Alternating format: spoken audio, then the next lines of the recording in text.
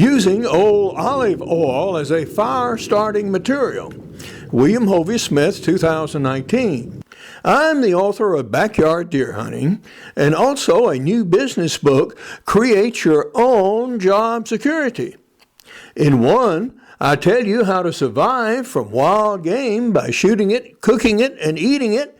And the other, I tell you how to survive these present very troubled economic times. This is Hovey Smith, the Backyard Sportsman. And today we're going to consider olive oil, but in a manner not usually done. In fact, what do you do with old olive oil, and what happens to olive oil as it ages?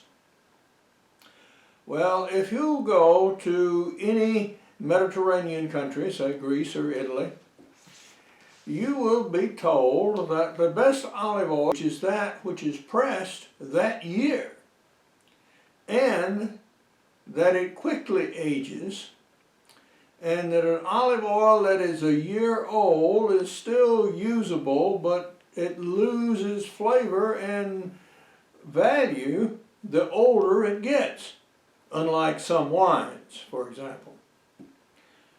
So we now have olive oil that we know was put up in the year 2000.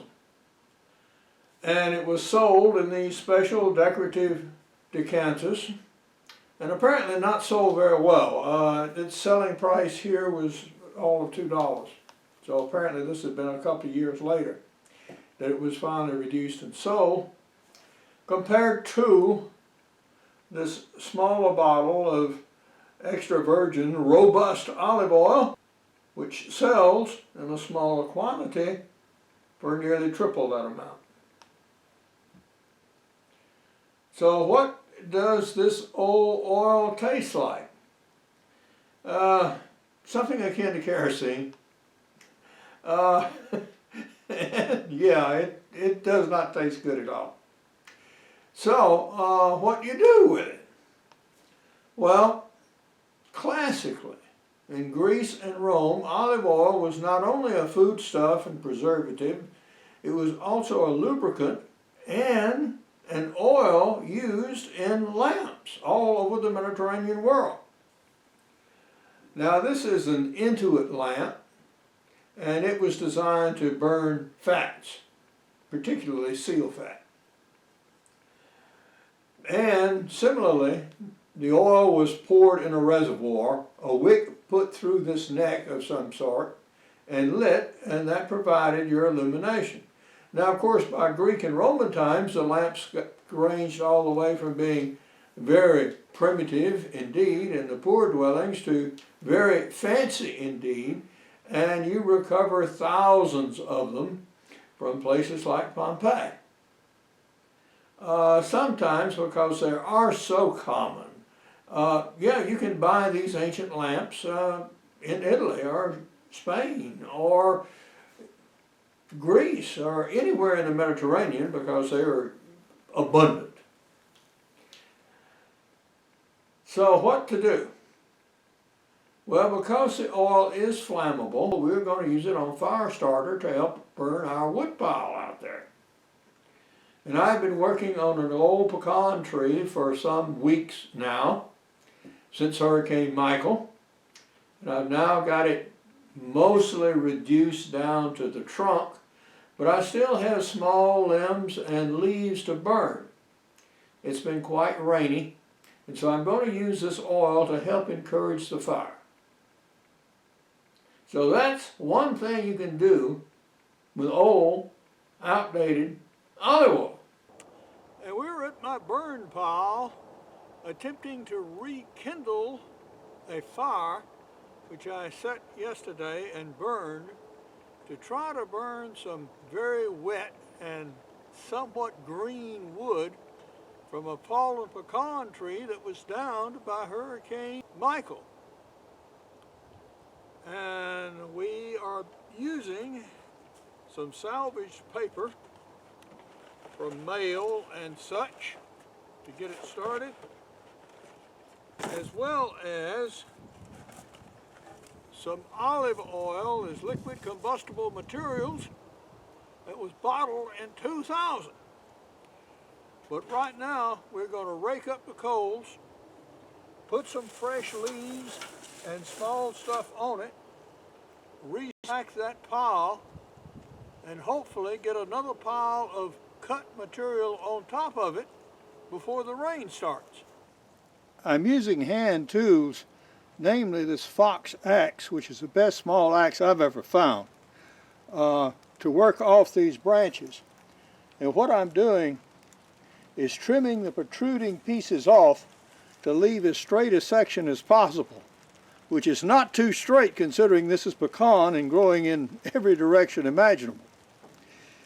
But it allows me to stack them tighter, get a cleaner burn, and also haul more product per load with my little cart.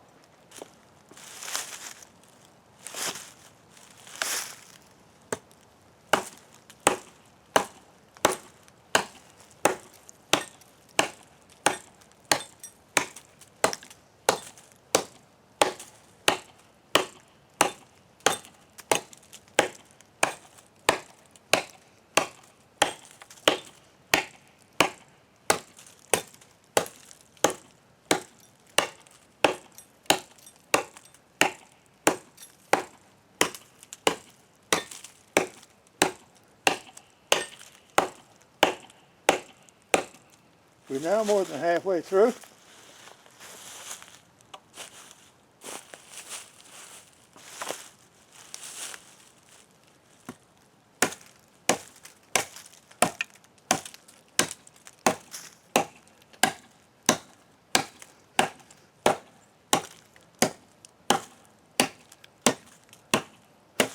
And there we go. Just a very few minutes and we're done. Although it is starting to rain lightly, we now have our cart filled and ready to go. I have now cleared the area in front of my shed, and the pile is still burning even though it is starting to drizzle rain. I'm now going to start to work on that branch which you see just beyond the tractor there and get that one cleaned out if I can before the rain really starts in earnest. It was below freezing last night.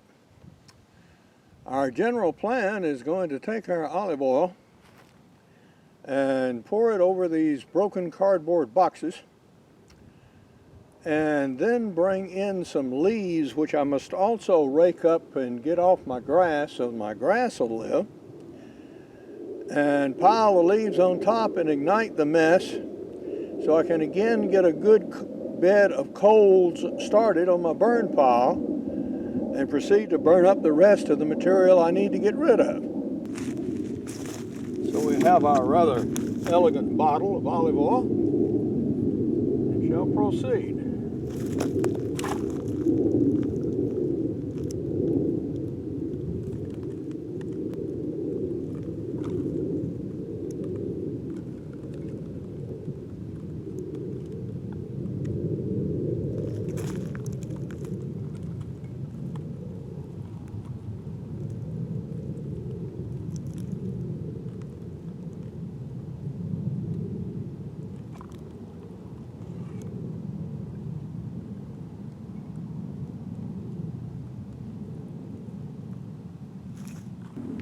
We've lit the olive oil on the corner of a box with a match, and unlike gasoline or other more volatile fluids, yeah, you can stick a match directly to it and not worry about singeing your eyebrows and that kind of stuff. It doesn't go woof, but it burns with a slower burn, as you see.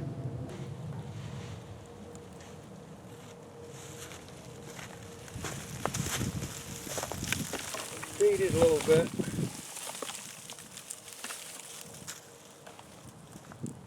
To get some of these leaves started. The leaves themselves are damp, which is not the best, but we do have some wind, which is encouraging things. So between the two of them, yeah, we'll get this stuff burning.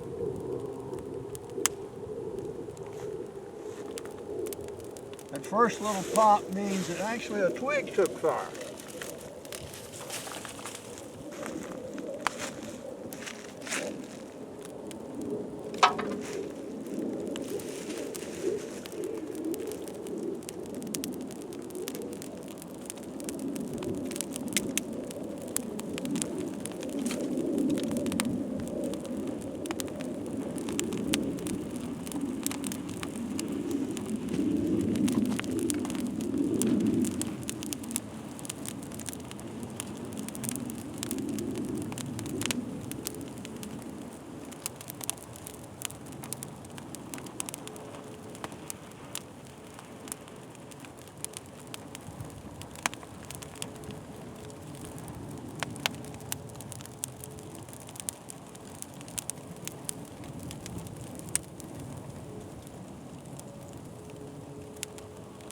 Okay, well, that cardboard is getting started and starting the leaf fire burning.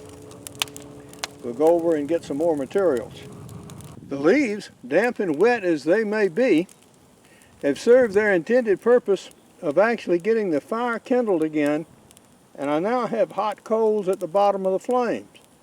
So now we can proceed to add more stuff and see if we can get some more burn.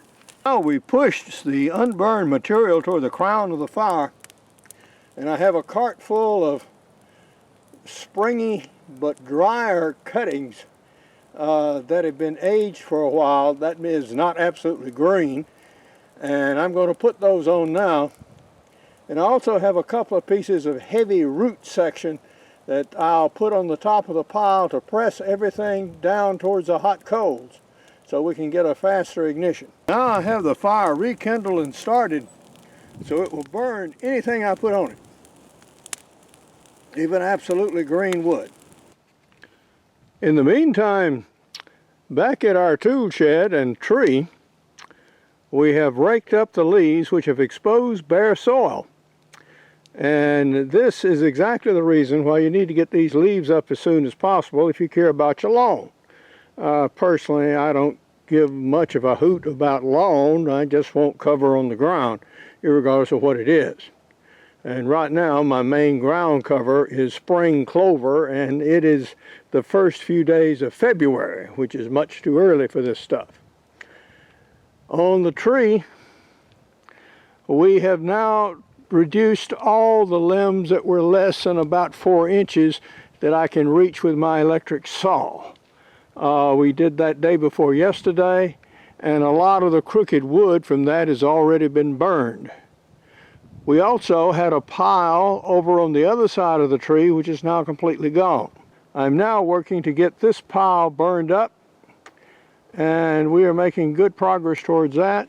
In the next episode, I'm going to take a large gas bow saw that was once used to cut pulpwood and take down some of the larger branches of this tree and get it closer to the ground.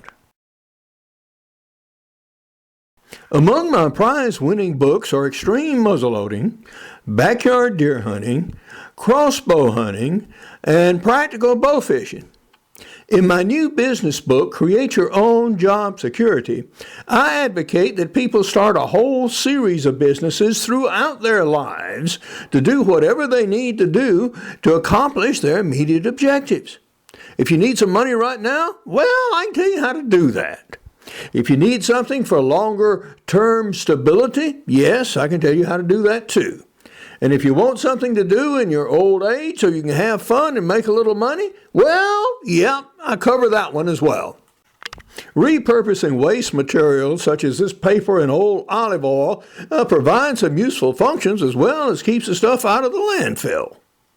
For more information on my books, blogs, and more than 725 videos, you can go to my website, www.hoviesmith.com.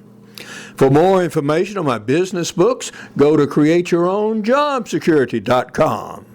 Good hunting and good eating from the outdoors. Goodbye, and God bless.